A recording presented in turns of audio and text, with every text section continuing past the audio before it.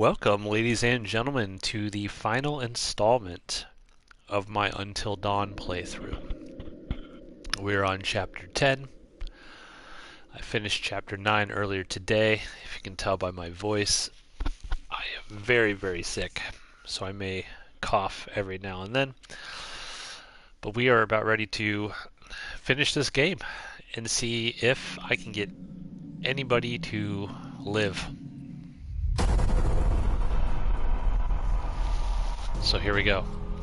Is it going to recap everyone that I've slaughtered? Oh, yep, right there. Number one. Yep, right there.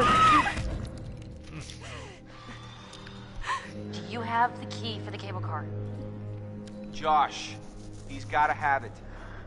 He's gone. We're too late. Shh, quiet. Wait, don't move. Holy shit! This is like the special right effects from that reel. thing's goddamn bedroom, and then I'm gonna get us all the hell out of here. Holy shit! Hey! Whoa! Let's find a way down to where this fucker lives.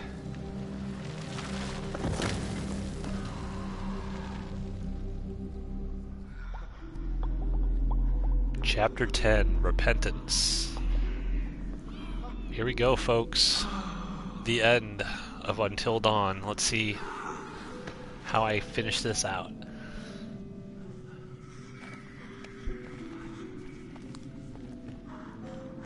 I wonder if this will be a long chapter or a short one. I wonder how much these sessions are of any help for you now. Just won't listen to me and things seems pretty fucked up.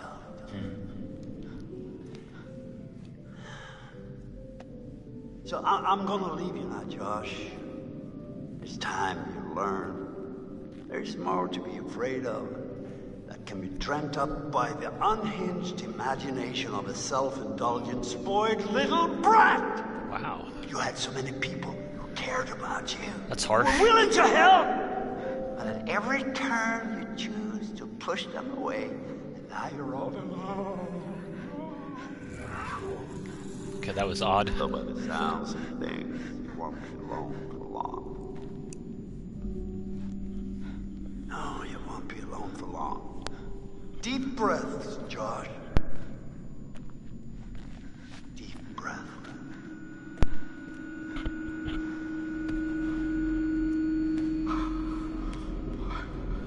Okay. Gonna get to actually play as Josh here? Have we played as Rami Malek throughout this game? I don't think we have we? No, not again. Not again. Get away! Get away! Get away from me! No, you're dead! Sorry. You're dead! Shut up! No! You're dead! It's not ready. You manipulate. You are a coward. There, got him. Yeah, the one that started Don't you hate when this happens? You can't tell me what to do. You can't tell me what to do anymore. Just run out from Josh. Okay. Okay. I trust you. I trust you. I trust you. Okay. I'm sorry, it was a cough in there. Alright, we are going to play as Josh. This might be the first time. Let's see what we do here. As I'm hallucinating. Oh gosh. You're not Is real. that Beth You're or all Ian? alone down there. No, not again. All alone. But you're with us now. Family. Get away from me! Get away! Why didn't you save us, Josh? Why did you want us to die? I didn't want you to die. I swear. It's actually my fault, ladies.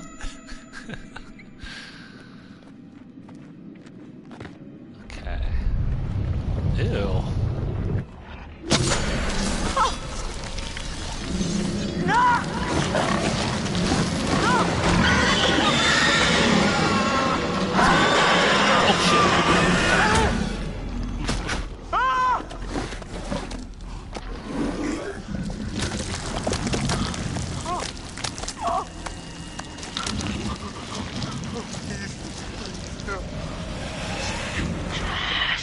Ugh. This is cool. I don't take orders from you. Graphics look great. Is this what you want? No! No! Why are you doing this? Leave me alone! Why are you doing this? Why did you save us, Josh? Why did you want us to die? Look, I couldn't do the quick time.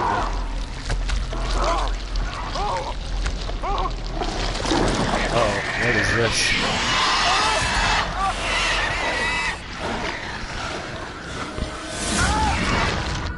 I don't know what this has to do with the story right now, but it looked cool. That thing would be up close. Yeah. So, I noticed something kind of weird about it. What? The Wendigo. It had a scar. So? I've seen it before. What are you talking about? I saw these old pictures of some guys with that scar, and he was transforming into a Wendigo.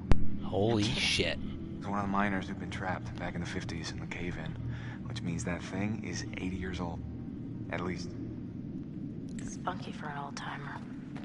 They cleaned the place out. Killed a lot of people. They? You mean there are more of them? Oh yeah, How many? too many. A lot. 12, right? I think we're close. I don't know how many I've killed thus far. How can you tell? I don't know, I just feel really terrible all of a sudden. Did I? Just kind of checking for clues back here. Now I have read that the Until Dawn movie... Okay, maybe I shouldn't come back here. Should I? Okay, hold on. Let me come back here real quick just to make sure I check the other way. From what I have read, excuse me, the Until Dawn movie has nothing to do with the plot line of the game. From what I've read, and I will say that that's a little disappointing.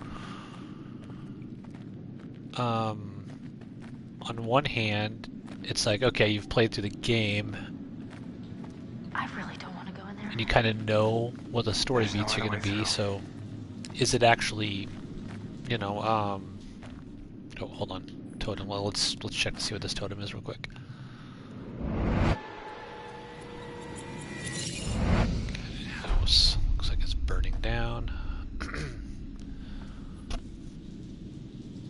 So yeah, like on one hand, you kind of know exactly what's going to happen, right? You know, it's about Wendigos, and there's a group of horny teens. They're going to get picked off one by one. You've played through the Is that what I game. think it is? Shit.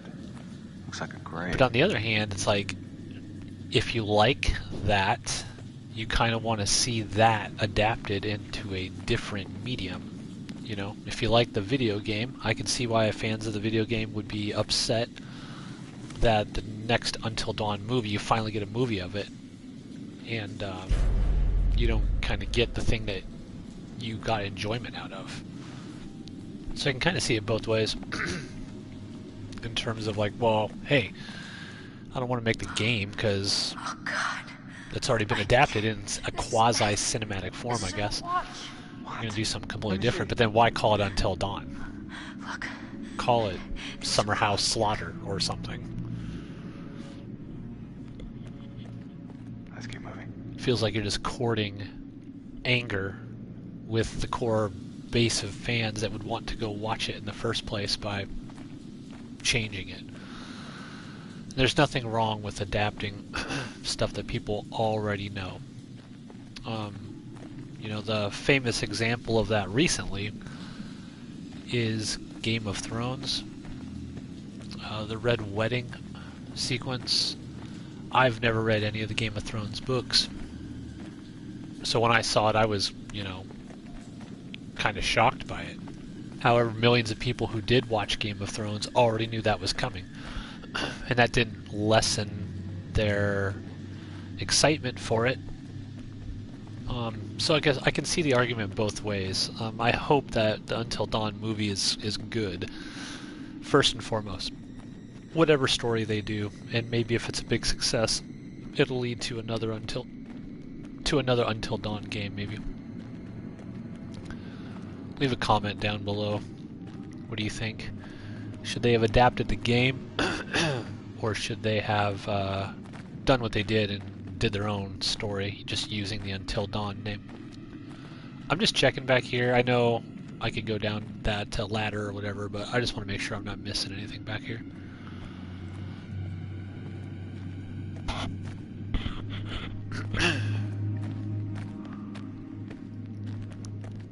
I did a playthrough for The Quarry, which was another supermassive game. You can find the playlist for that here on Outpost Unknown. Both of these games I've really enjoyed. This one, like I said, I didn't really remember most of it. I remembered, you know, kind of that it had Wendigos and stuff like that, and what the basic premise was. But this has been a fun playthrough. Fine. I'm going in.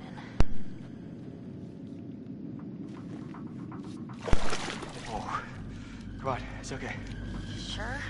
Oh, Not dead yet. this feels like bad news right here. Waist deep in the muck. My fingers. There's gonna be something in this sludgy water, isn't there? Wait a minute, I thought you reached the deepest part. Oh, I didn't say that. I said it was okay.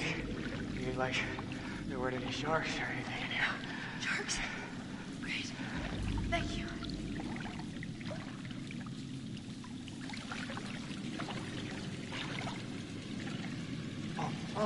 This game just does so well with the atmosphere too. Like, this whole area just looks cool. Open up again. Like, can they recreate this kind of look and feel in the movie? Fix it.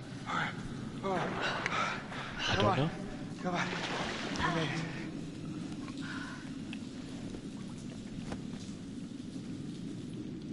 it. Okay. What's over here in the foreground? Anything?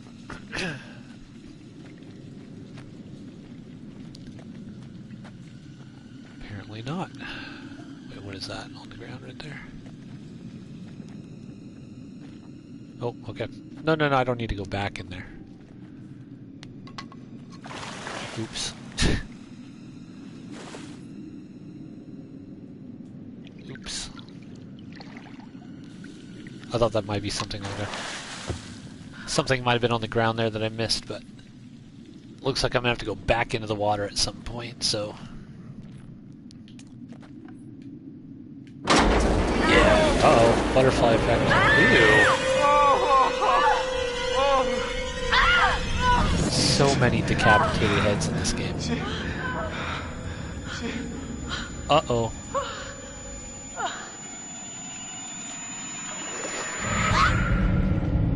Water Wendigo. Bodies.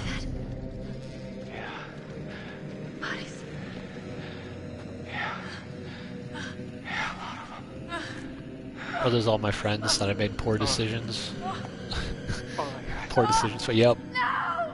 Yep. Where's Jessica? She's still running around down here somewhere. Wait, hold on. I think I saw something. Yeah, put your face right up to the slat there. Oh, it's Rami.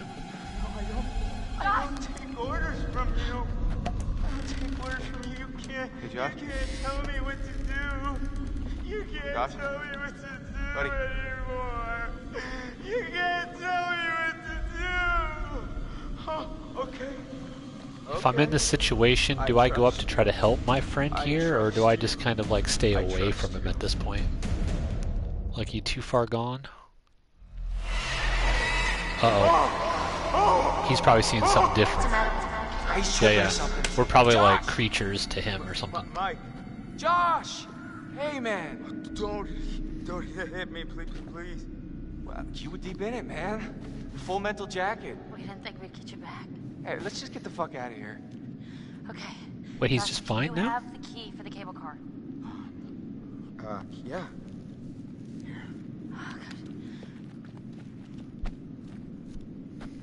See that over there? He just snapped out of it just like that? Way out. Come on. There's no way Josh is gonna make it up there. Okay.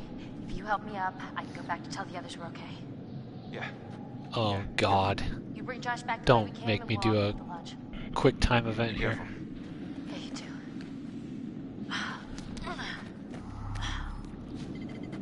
Alright, let's go. Okay. You fucked up son of a bitch. Wow. I don't think I'd be saying that to him.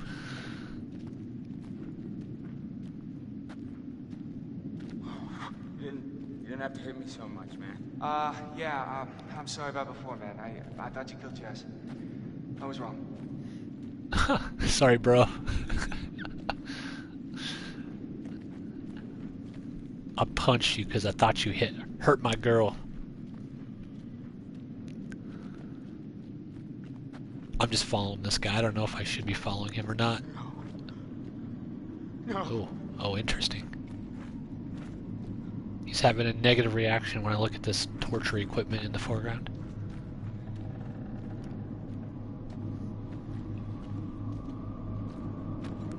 Final chapter of Until Dawn, folks. How's it all gonna end? Josh is wigging out here. I didn't want you to die.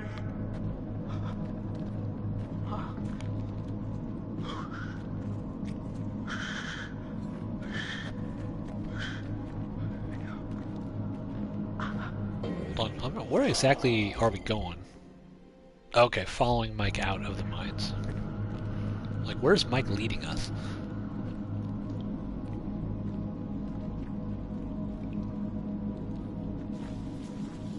I'm probably missing some clues. Oh, here we go.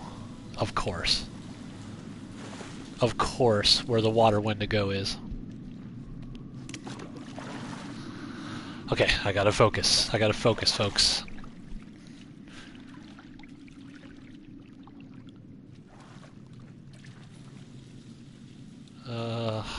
This thing's just gonna jump out of the water, I know it.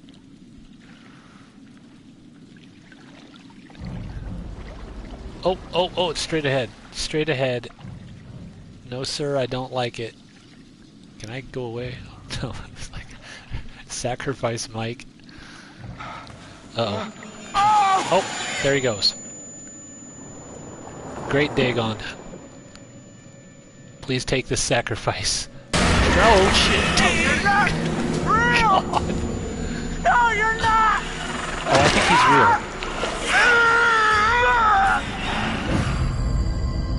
What is that? Oh man, it's his sister. What? Rami's dead. How? I didn't even get an opportunity to like defend myself. Holy shit. Okay. Oh, we're back to Jessica. My goal is to keep Jessica alive. She's got to survive. By the way, I checked the achievements that I got on that last chapter. One of them was let the wrong one in or something like that. And it was actually taking Ashley and opening up that thing, and it was rare. Only like 2% of people or something had ever done it. So that's how bad of the decisions I make in this game. I get achievements for doing rare bad decisions. Okay. Which way am I going? I gotta be very careful with Jessica here. Very careful.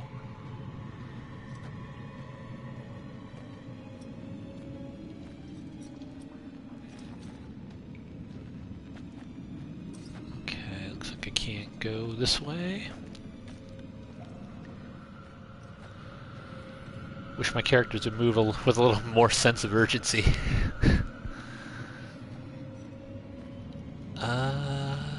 What is this way? Anything?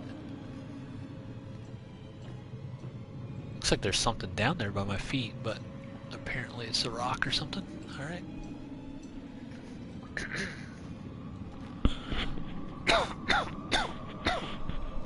Excuse me.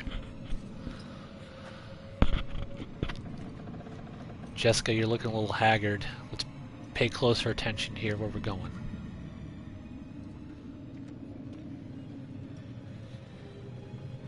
Can I go left? Okay.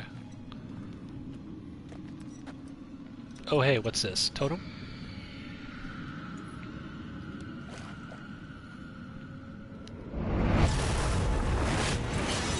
Oh no. That looked like Mike, didn't it? Let's take a look at that again. See, I missed a bunch of totems.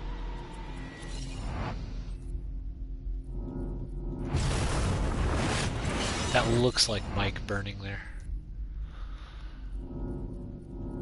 Okay, so it's just... who's left? Hayden, Jessica, and Mike? The only ones I have not killed yet.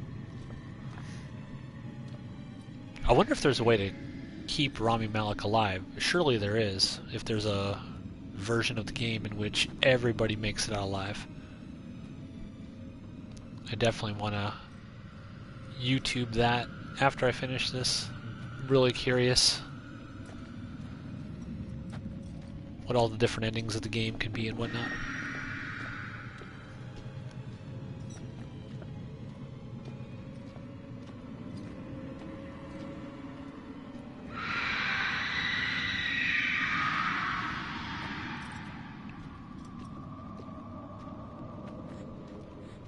This is spooky, everybody. This is spooky. Oh God, see. All right, keep Jessica alive. That's my goal. Oh fuck! Run, run! We're running. You got this, Jessica. Oh no! No! Really? Oh fuck! God damn it. I suck at this game.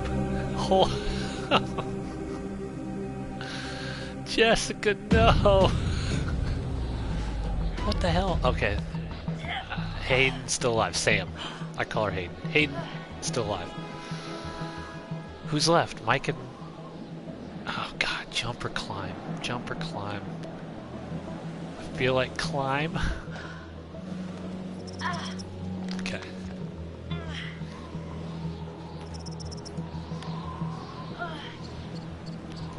Let's jump. Jump, jump. Oh, shit. Oh. Oh my god, this is coming fast and furious. Okay. Made it. Have I gotten someone killed every chapter of the game, except maybe the first one when you couldn't kill it? No, I did. The prologue.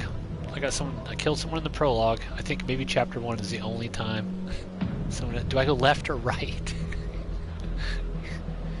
Oh, choices, choices.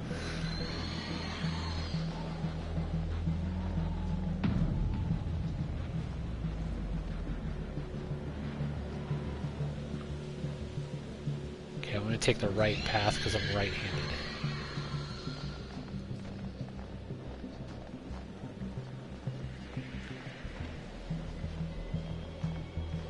Oh, what is this? Another totem. Just show me my next death. Okay, danger totem.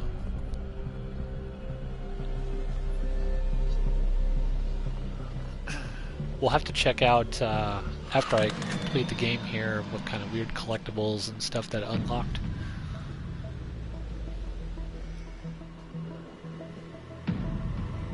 I like this music, man.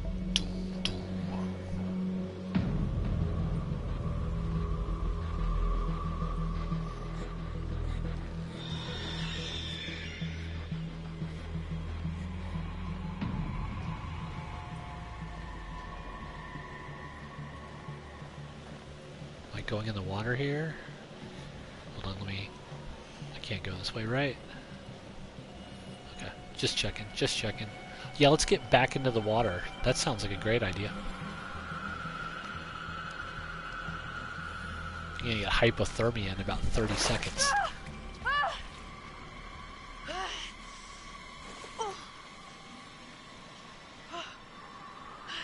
Oh boy. Jeez, this is like neck high. I don't like it. Move faster, Hayden. Move faster.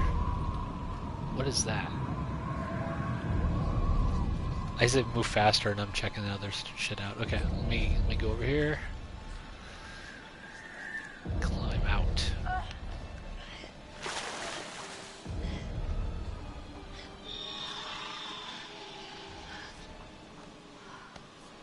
Yeah, you're wet. Let's just go.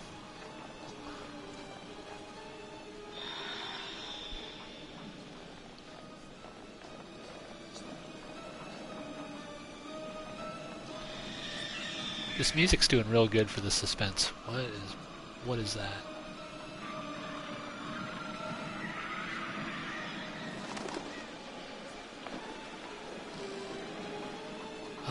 Drop down. Looks like that's my only play. Oh, we'll slide down instead.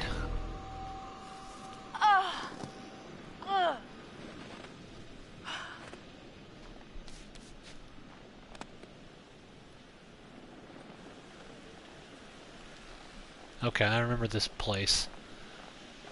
Larry Fessenden died here, right? I should see his body. I should be like walking, tripping over his body or something. Oh, fuck. Here we go. Oh, damn quick time events.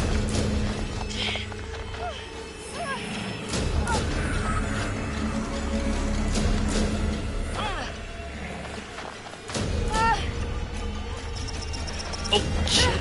Oh, jeez. I almost tripped over that.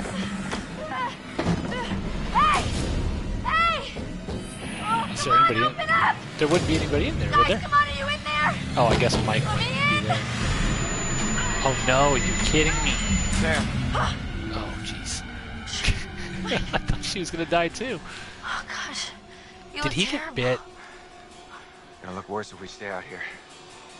Yes, he did. Look at the side of his neck. I think when I missed that quick time event, and that Wendigo grabbed me, I wonder if it bit me or scratched me. I wonder if Mike's gonna turn into a Wendigo here.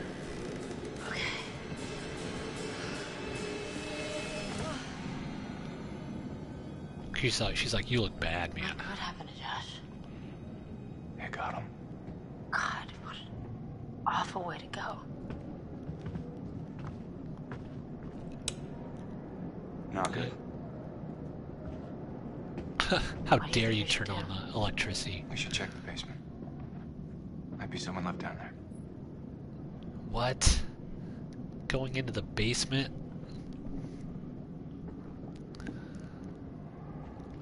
One of the interesting things about games like this is how they kind of force you, in a way, into bad decisions. So, you know, ostensibly, like, hey, you're a horror movie fan and you're playing a game in which you are a character essentially in a horror movie. I will go down the stairs, I'm just checking up here. So you play the game thinking, okay, I'm going to try, of course who am I to even be saying this since every decision I make is the worst one. But you play, it's like, okay, I'm not going to go downstairs into the basement because I've seen a million horror movies. I got to do something different. But the way the game is set up, it kind of forces you to have to do that. So as a horror movie fan, I'm like, oh god, I know there's something bad here.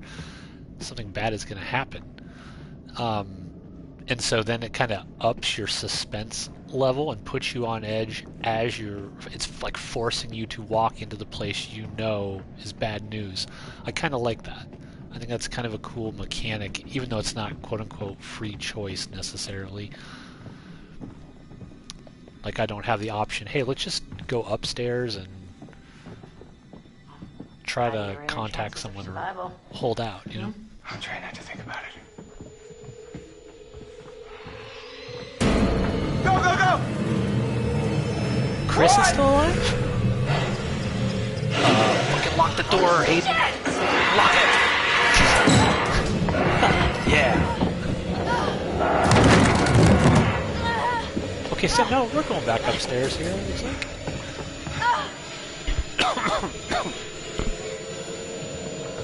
Where the hell did Chris come from? I forgot all about Chris. Oh no. Don't move. Their vision is based on movement.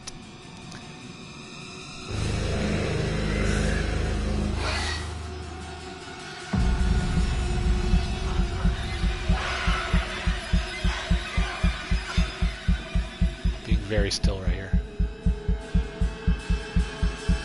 My controller is beating like a heartbeat really, really quick. Like, okay, so I don't understand how they can't see, because clearly I'm looking through their vision and I can see them just fine.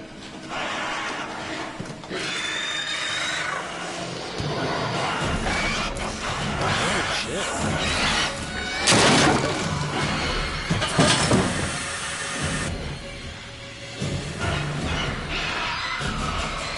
Hannah and Beth, I think, are the big ones. Like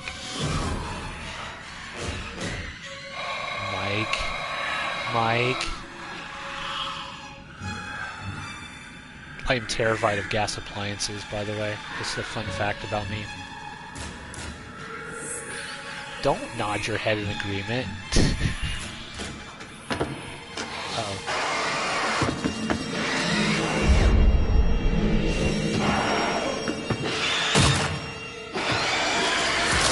Jeez. More head decapitations. Oh shit. Okay. Oh god, don't move. Don't move the controller. Ah, it's vibrating.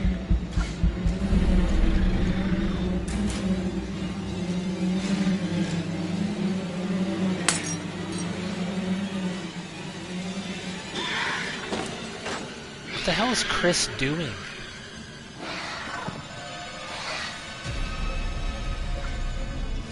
Fucking save Mike. Hey! Oh, that was, well, I thought I was gonna do something other than scream hey. Oh god. Oh god. Oh man, the controller's like going wild.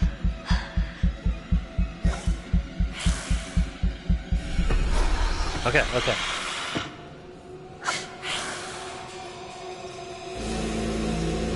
Fucking running for the switch. I feel good. Let's do it.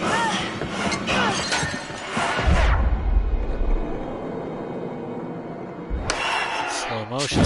Oh! Was Mike? Oh no, did I kill Mike? Oh shit. I thought I... Oh no. I think I just killed my friend Mike.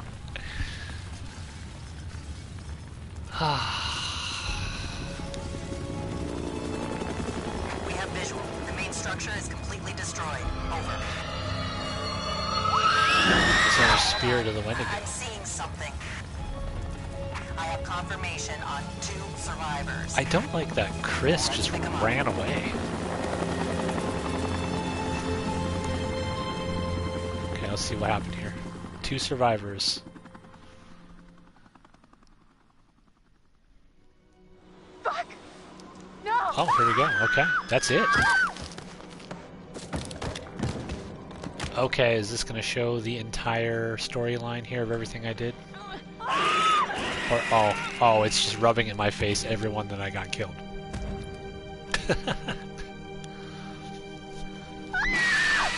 So the final chapter was about a half an hour. I want to say this game 10 to 12 hours-ish, probably total. Pretty decent. Could probably get it all done in one sit-through, if you really wanted to, like on a lazy Sunday afternoon. So my thoughts on Until Dawn. Really fun game. Super, super fun. A few different things about it I didn't like. It's probably just... Yeah, I did get Mike killed. Man, I just saved him and then I immediately killed him. I didn't care for the artificially, like, casual walking speed of every character in the game. What's Chris saying? I mean, You said you thought he was stalking you at first.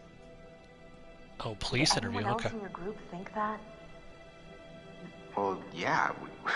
Is it possible they could have killed him? What?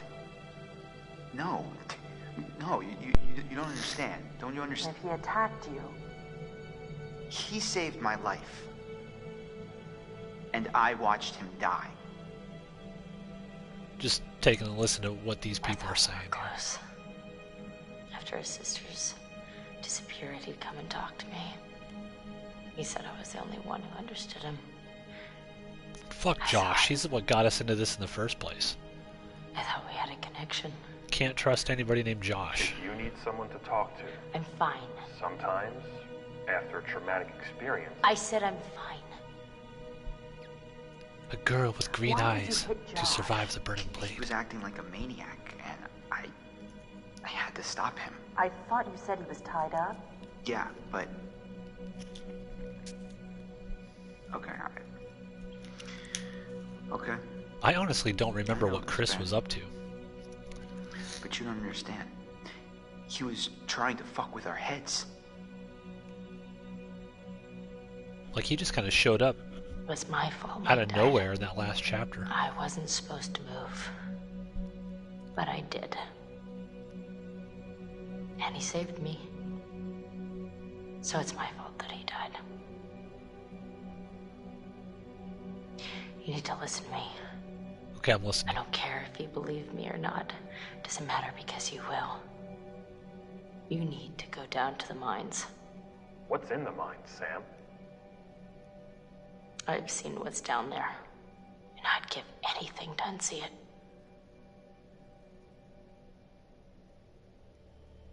Okay. I'll wrap up my thoughts here instead of hitting skip, and then we will check out the whatever weird bonus materials that I unlocked here. Cool game, had a great time with it. Like I was mentioning before, I don't like the slow, deliberate speed that all the characters walk, even when they're in this horrible situation. They'd be running around, terrified. You don't really get that here. You're kind of forced to walk slow, which, I don't know, takes me out of it a little bit.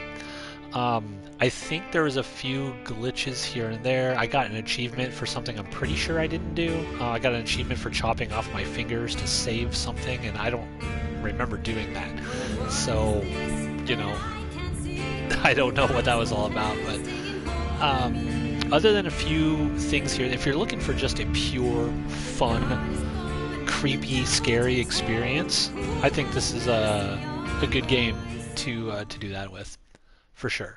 Worth a play. Of course, it's only 10 to 12 hours long. It's absolutely worth it. Let's see what we got here. Statues and collectibles.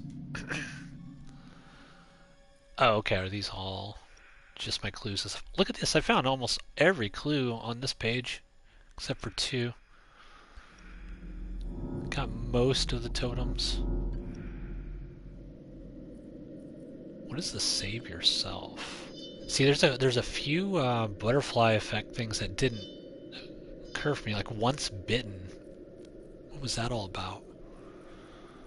So definitely missed some things that I could do a butterfly effect for. But this can kind of, like, I guess shows you the progress of your story here. So I can go, yeah, I looked at his message, criticized for being nosy, blah blah. Let's see what bonus content we got here. Oh, hey, there's Larry Fessenden. Let's see what Larry's got to say. Love Larry Fessenden. Hey, Graham. Hi, my name is Graham Resnick. I'm a filmmaker, writer, director, sound designer, and I started working with Larry Fessenden about 10-15 years ago through my friend Ty West, who I grew up with, and have done a lot of sound design with on his films. Interesting. And he was producing Ty's films at the time, and Ty introduced me to Larry. Larry produced my first. Larry feature, Fessenden was producing Ty West we've written films? together on several projects. Huh, My name I is did not Larry know that. Fessenden. I'm a filmmaker. I run Glass Eye Picks, which is an independent production company out of New York. We make indie movies, a lot of scary movies as well. And I got a call to audition to write this video game.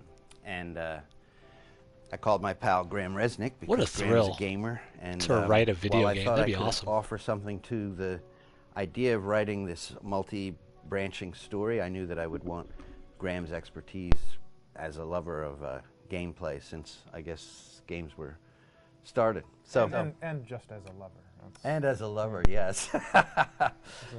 Which is why there's so many sex jokes in the game. There was one Italian website that did say the Larry that's Fessenden and right. Graham Resnick, the two lovers behind Until Dawn. Come here. Maybe I know how to handle you too. I am definitely ready to be handled. So I wanted Graham by my side. Yeah, and we got the gig, and it's been an amazing ride. Oh, hell yeah. Did Larry Fessenden do The Quarry also? I think he did. Oh my god, she's taking her shirt off. What? Oh my god. Matt, what are you doing here? Hannah. I'm sorry, Hannah. This all got Don't out of mind, hand, just but So in the game, the basic setup is that a year prior to the game's start, all these kids had gone up to a ski lodge that was owned by the parents of one of the kids, or a couple of the kids, and some of the teenagers played a prank on some of the other teenagers, and a terrible tragedy occurred when a few of them, two sisters, ran out into a blizzard, and were never seen from again. Yeah, because I accidentally got them both killed. I could have saved one, maybe. I don't know.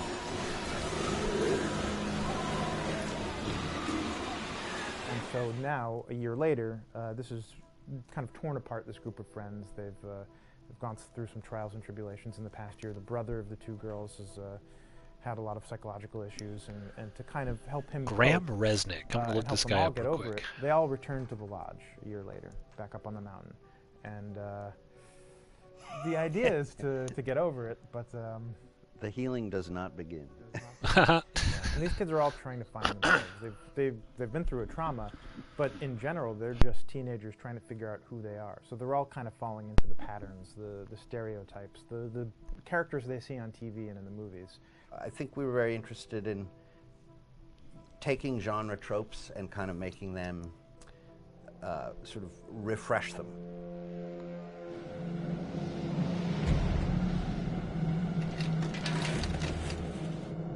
Hey, did you see that? Dad said it'd just be us this weekend. We're familiar with how slasher movies work. Most people have seen some horror movies, and we have established notions and preconceptions about the roles of the players in horror movies and how they talk and how they get killed and how they have sex. And to bring you into the game that way and then subvert a lot of those expectations was kind of our Okay. goal. Yeah, this guy does do a lot of sound that happened in their past, which for Ty West. I think you pretty much figure out that that's going to have a role in their interaction. See what he's directed. Yeah, so I think what was fun was we take some sort of stock characters and we try to give them some shape, but at least at the beginning they're recognizable in the way of groups of friends. There's the jock and the bitchy girl and the rivalries between everyone. And oh my gosh, and really fun characters too. Like we just had so much fun living in the minds of these characters through writing the script. What do you think? I wonder how many thousands of pages the script it was fun. I think we were looking to get that kind of banter that you Okay. see. Yeah, both this in guy movies, also but wrote The that you Quarry. absolutely have with friends and sort of those inside jokes. And of course, as writers and Until as friends Dawn, ourselves, Rush of we Blood, huh? sort of So there is developed a second game in little this tracks and in we this try to series. give I the haven't characters played that one. kind of vibe. Interesting. A Descent into Madness, taking you on a Oh, it's a VR. It's a VR game. That explains why I haven't played it. Okay, let's see if there's any other cool stuff here. Let's do making a scene. I'm a filmmaker. I want to see how they made a scene. Hi, this is Lee Robinson, production designer on Until Dawn. The production design for Until Dawn started with the great teen horror script that sets the characters in a Canadian winter mountain lodge, being a contemporary setting with visual clues derived from classic films of that genre, such as Hitchcock's Psycho and Stanley Kubrick's Shining. The storyboards are vital to the production design, as it allows the designer to understand the scale of the environments to be made and the detail that will be seen to create the atmosphere of a horror. This took us into concepts that took these storyboards further, visualizing the world through the color palette, the lighting, tone, and the mood. They did make a cool world here, for sure. The lodge, the cable car stations, the forests themselves, the wilderness. I thought for sure we'd have to make that cable car the descent or something. Has changed quite a bit from warm and inviting to cold and threatening. The Millionaire's Mountain Lodge was a key example. It was designed to be made from nearby stone and timber, embedding it into the landscape, with a contrasting and contemporary interior needing to be opulent and extravagant. We created dark and claustrophobic corridors with ominous and large open spaces, almost cathedral-like in size, and with huge structures to silhouette and dwarf the characters within, providing a labyrinth to explore and wander. Each character was developed with a strong visual identity in mind, with contrasting colours, tones, and silhouettes to identify them, each to have their own texture. It's amazing pattern, how and much shape, planning so goes that when into lined the up, simplest you could things always on identify movies them. and games and all of that. The costume designs allowed a range of clothes that would suit them for the cold winter weather, but also have an element of style and individualism, so that the audience could look at them and relate, recognizing themselves within them. A lady would like to cuddle up with her man by a nice cozy fire bathed in atmospheric mood lighting. Right. It'll get plenty toasty once we're rubbing up against each other. Mike. Fire and mood lighting. Yeah, and I got Mike Working lit with the on lighting fire. artists, we really brought the look and feel of the world together, and this required a thorough understanding of the visual language of teen horror. A key scene was where all the characters emerge out of the rear of the lodge chasing Hannah. A contrast is evident straight away from the exterior wilderness to the warmth of the lodge. The attention to character lighting here is through the bounce and rim lighting, accented colours and composition, creating characters that come from the dark into the light and back again with an emotional that's pretty cool. effect. Guys, there's someone outside. What the hell? Hannah! What's going on? Where's my sister going? It's fine. She just can't take a joke. It was just a prank, Han. Okay, what else do we got here? The Science of Fear.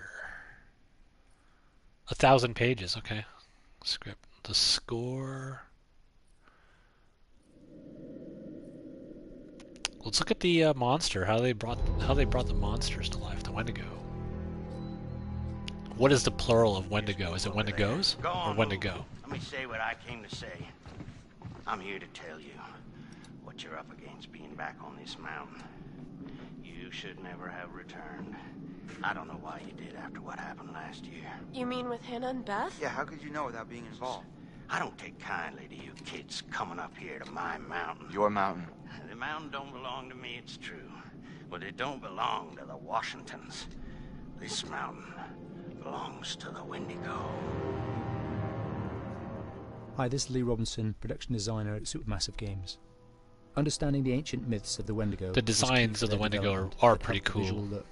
Through sketches and concepts, these elements were visualized, such as eyes being milky, almost dead, with loss of lips and eyelids due to frostbite, fangs growing and arms and legs getting longer, with skin hardening and thickening to look snarling and menacing, yet withered and lean. What the hell was that? Excuse me. Fingers and toenails extending like claws, allowing them to climb effortlessly. Yeah, We they made them look pretty gaunt cool. and weathered, and having ragged remains of See that clothes shot they right wore, there? How did the blood-stained Wendigo and not rotten, see me? with patches of hair still remaining. They retained strong skeletal limbs, which enable them to be agile and quick through the environment. Where are you? My name is Jamie Gallipo, animation director at Supermassive. I wonder what the turnover is for the direction on these the creature video game companies. was to be very strong, to be extremely fast. We wanted a spider-like movement to the creature. 1 minute Like, are the people who scampering worked on to this leave game things in the still corner, working at almost Supermassive Games doing the next instantaneous. thing? And finally, we wanted the creature to have this real, uncontrollable thirst for flesh.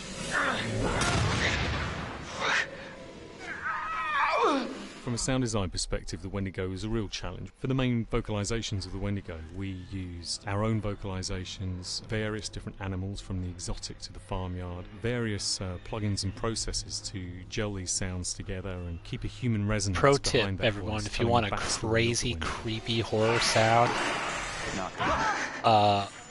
basically a bunny screaming. During the chase sequences, the anger It of is the Wendigo is felt unsettling, by to say the encircling least. breaths, screams, and screeches that essentially chase I you think in as one of you're our being films chased by the we Wendigo. had a boa constrictor eating,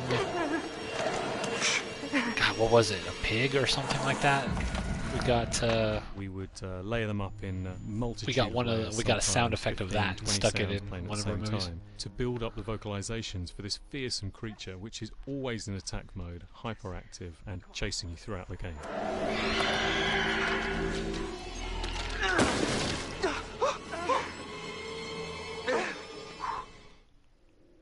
Okay. See, look, there's a bunch of other stuff over here to the right that I did not unlock. What in hell's name? Let's just see what this is here.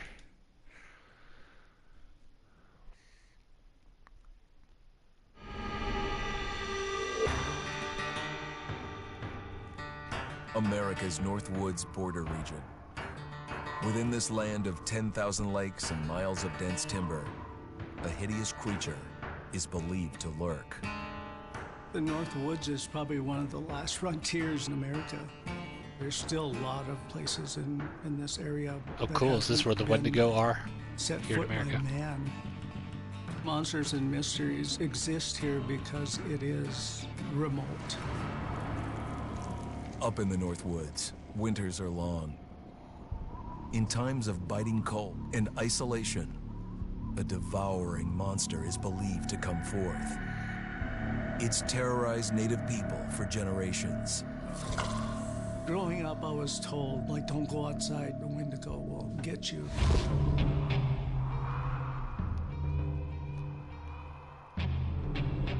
I want Among the traditions of the to hear from northern Larry Algonquin Fessenden why tribes he's so is interested the in Wendigo, Wendigos.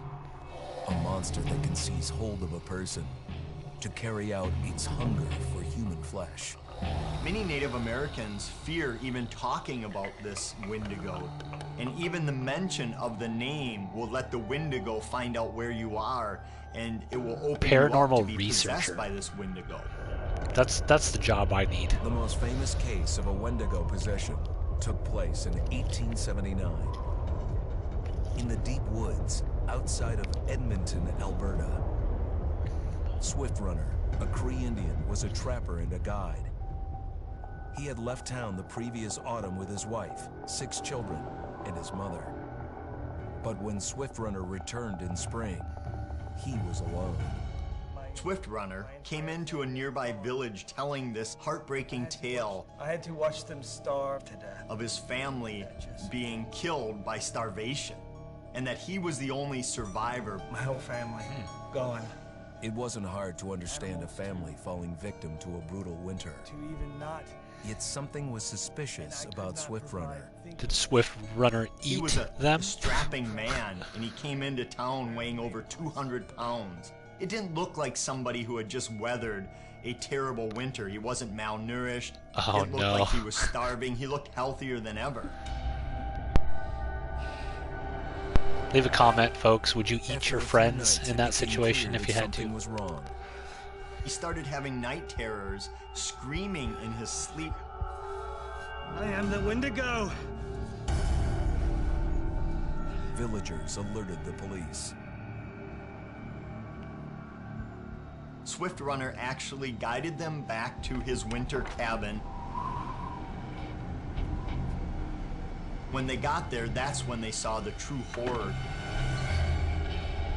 I hope I can actually stream this on the channel here. It says Human copyright skulls were M2 Pictures scattered Archives around. on the bottom right, so Many hopefully we don't get bones, blocked. Some of which had been snapped in half and the marrow inside had been drained. They had never seen Ooh. anything like it. Draining the marrow Swift from Runner their had bones. killed his entire family, shooting them, hitting them with an axe, strangling, and then eating most of their bodies.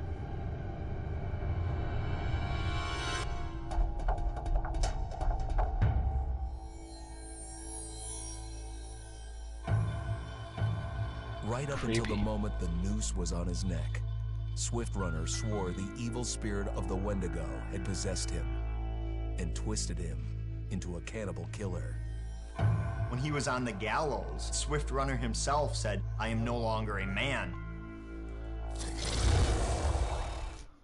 I mean, that's a cool story. Oh gosh, do we do another one, folks? Are you guys interested in any of these other ones? The score is cool. We could also meet the cast. Let's do the score real quick. I thought the music in this game was really, really good.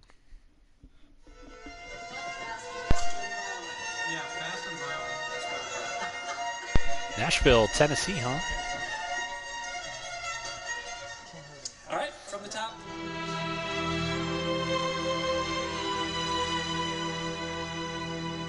You need an orchestral score for horror stuff, right? It's just way cooler when there's an orchestra doing the music. You need all those string instruments. My name is Jason Graves, and I'm the composer for Until Dawn. You did an excellent job, Jason.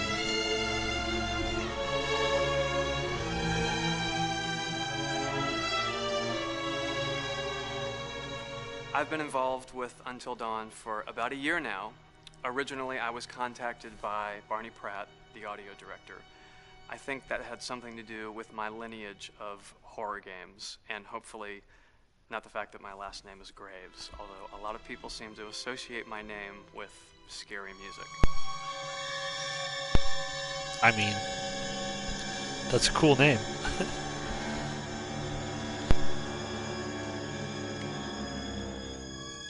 One of the things that was really exciting about working with This Barney guy and seems the like the team at least Supermassive scary is person they ever, but he did a really wanted good something scary unique score.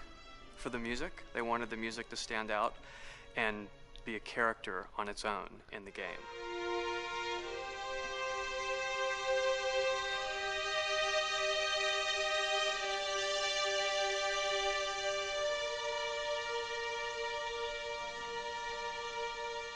When I'm first starting on a new score, and it doesn't matter if it's film, television, or games, I always end up going to the main theme. Sometimes the developer or producer isn't even necessarily interested in the main theme at the beginning. I just want to do it for myself, because for me, the main theme is the identity of the game. It establishes the mood, the atmosphere, and the character of the music, and how it's going to be playing in the background. And that's what we did with Until Dawn. That was actually my demo pitch to Supermassive Games. I put a main theme together, recorded all the instruments at my studio, and sent it to them. And they liked it. We actually ended up recording that exact theme, all the instruments and everything, live here Nice. at Ocean That's Way, cool. probably 9 months ago. And that's what we've been using in all the demos for the game, and that's the final version of the theme that is the main theme that you'll hear on the menus and in some key pieces of gameplay.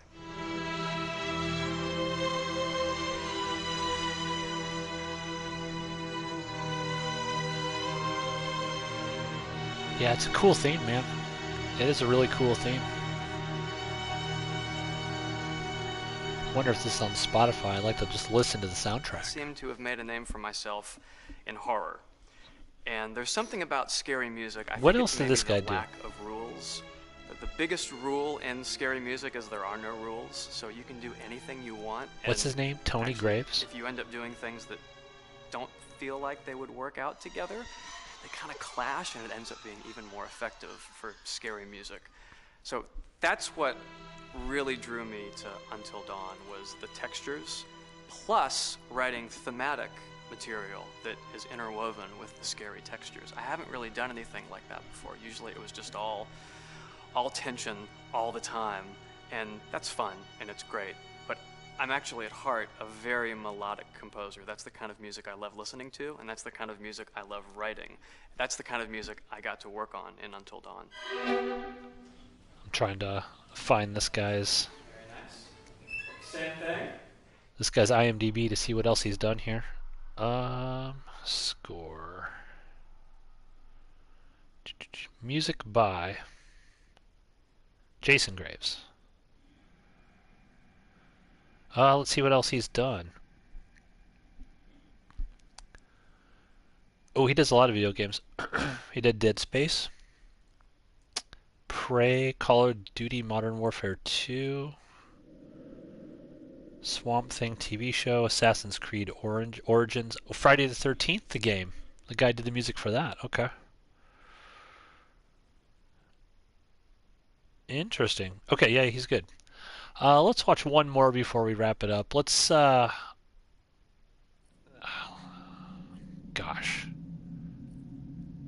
Fuck it. I mean, why not just watch these? We're all here, right? Let's just do it. In case anyone out there is interested in watching them.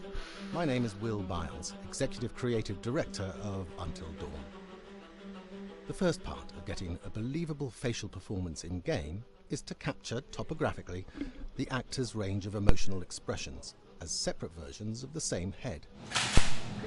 Every tiny nuance gets digitized and merged, effectively creating a model that can recreate every facial movement that the actor makes.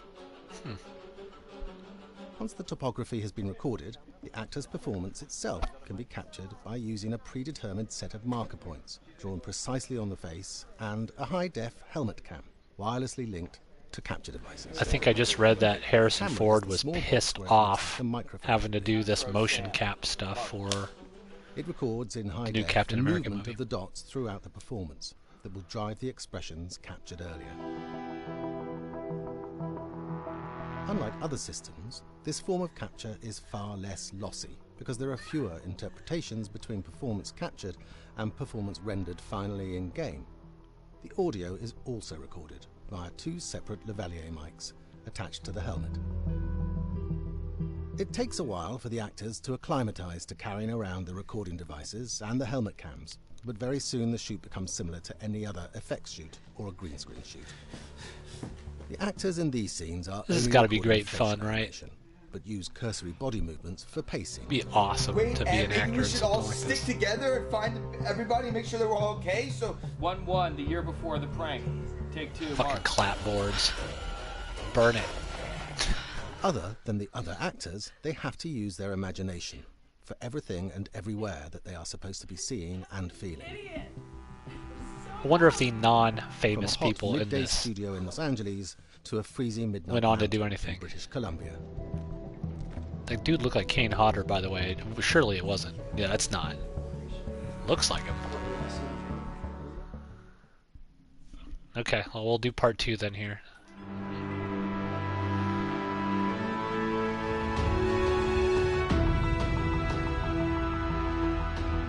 Because Until Dawn has a dynamic, ever-changing story, the facial performances and the body performances are recorded separately, with different systems.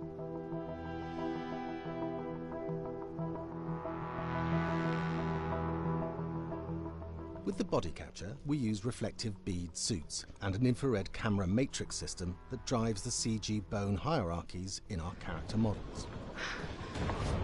God, it's crazy how they can do this stuff.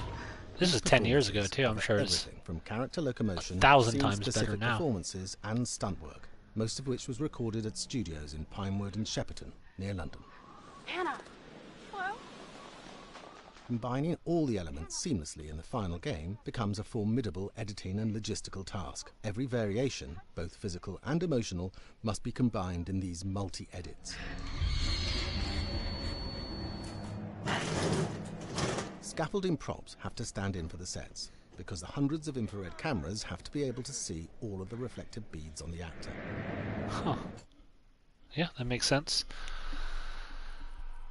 Alright, anything else here? It looks good. What's the Science of Fear? Let's see what that is.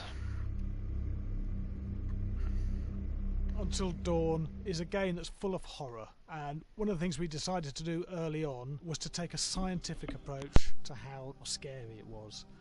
So we did experiments on people, and we measured their responses to the game. We've created a test area. It's as close to a home setup as we can get it. We've recruited ordinary people to play the game, and we've left them to play it on their own. You're turning the light off. God, you gotta have the light off, girl.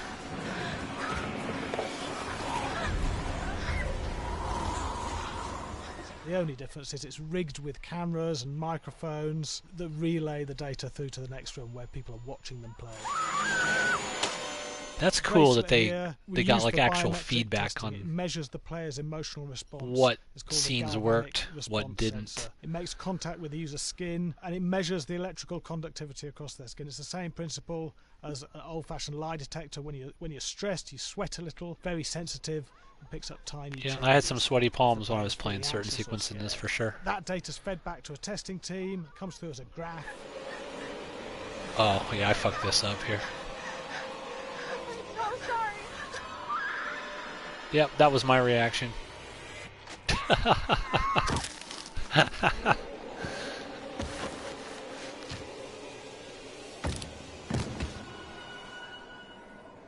There's no point testing one or two people. You have to test a lot of people. Watch your step. When we have a scare that's consistently has a measurable emotional response, then we knew it was good. If it didn't have that, it goes back to the team for improvement. The data doesn't tell us what's wrong with the scare, it only tells us if it's working or not. That's fascinating. Josh. Here we have a chapter relatively early in the game. Weirdly regular. Nothing regular about it. We have to create tension and anxiety in the player so they are ready to receive the scare.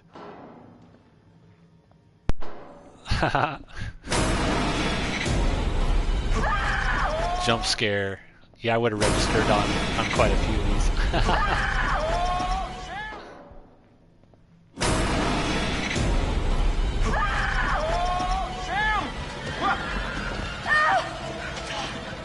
That's cool. You have to give the player time to recover, to cool down, to calm down, and then start building the tension again before we do the next scare.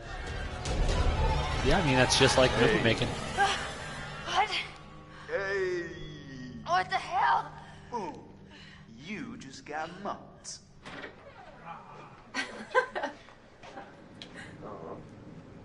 Yeah, I have such an adrenaline high from that game. There's two things we found. One is we could look at the scares, analyse if our expected scares were working effectively. Were people shrieking and covering their hands, or were they getting an emotional response from it? And being scientific about it means that we strip out people's opinions about whether things are working or not. We've got data, and we look at the data. If it's working, we're happy with it. Really scary.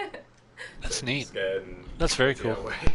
I actually be maybe a bit scared to play on my own, but In a room with the lights on, yeah, with some other people as well, yeah, maybe.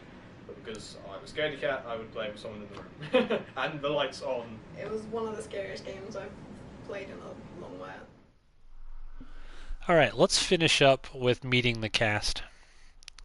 We'll see what Hayden Panettiere has to say about being in this game.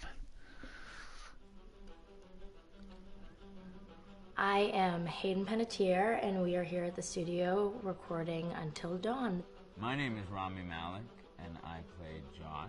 My name is Megan Martin. My name is Brett Dalton.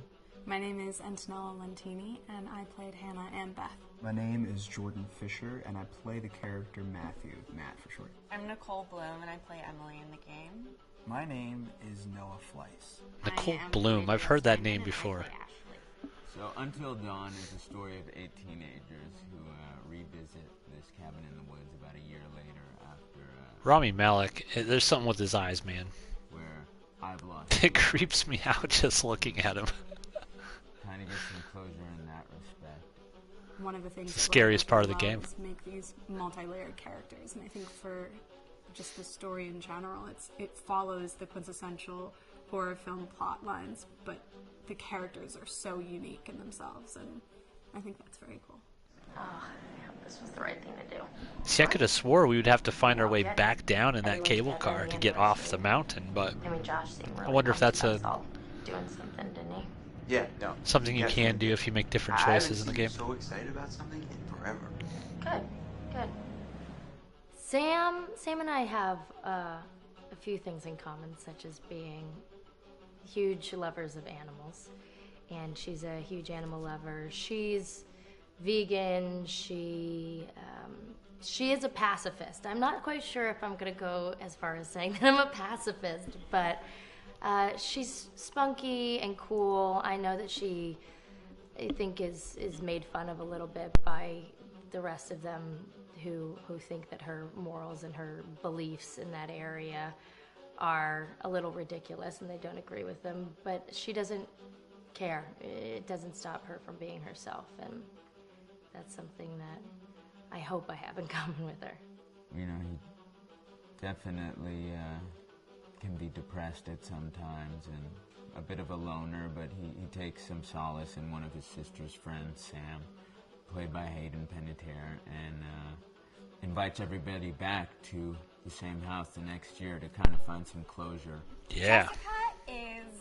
Closure. She has a lot of personality. She is definitely the sort of mean girl character that, you know, at school she knows she's pretty, she knows that boys like her, and she's going to use it to her advantage. He's got a big heart, and you can tell that that's very evident, especially how he treats his girlfriend, Emily.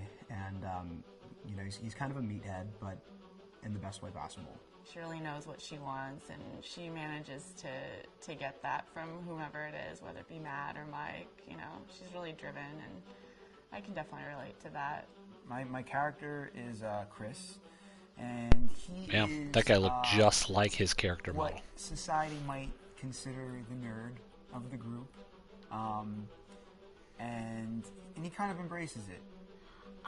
Ashley she's a little more serious than some of the other girls. She's definitely very intelligent and thoughtful. She kind of looks at the whole big picture of things. She's not quite as geeky as Chris, but they connect in a lot of ways. Mike is like big guy on campus. He's the class president who has some charm and has brain, and I don't know, people seem to like Mike. He gets away with a lot, though. He can be kind of jerky. The fact that he really just kind of wants everyone to be happy. When he wants he's a people pleaser, and I can definitely attest to being, you know, that guy. I'm always the friend that wants everybody to be happy and wants everybody to be taken care of, and that's definitely Matt. But also, like, this character is just so fun. I rarely get to play the bitch, and so it was really fun to do that. The spirit of things, seriously, what's wrong with you? Just trying to lighten the mood, Em. Don't be like that. Like what? The way you're being. You always get like this. I just think this is just the coolest thing to be a part of, and I just think it's going to take the world by storm. I really do. I think this genre is the wave of the future, and I think that It's a cool genre. Once people see the potential behind it, of getting to interact with the drama that you're witnessing unfold in such a realistic way, that this is how entertainment's going to be from now on. Cool. Directive 8020 is the new supermassive game that's coming out this fall. It's a space horror, kind of like, it looks Event Horizon-ish. I don't know if Larry Fessenden has anything to do with it, but I hope so. Anyway, that's it, folks. Thank you for watching my playthrough of Until Dawn. I will be starting Alan Wake at some point soon here. So that'll be the next playthrough I do. I've never played Alan Wake before, so we'll see how well. Hopefully there's no puzzles in it, because it might take me a while to get through it. But leave a comment down below if you have any particular like horror type game you'd like me to play through. Check out the playlist for Until Dawn. You can also check out the playlist for The Quarry. I've already played through that here on Outpost Unknown as well. Thank you again, and see you next time.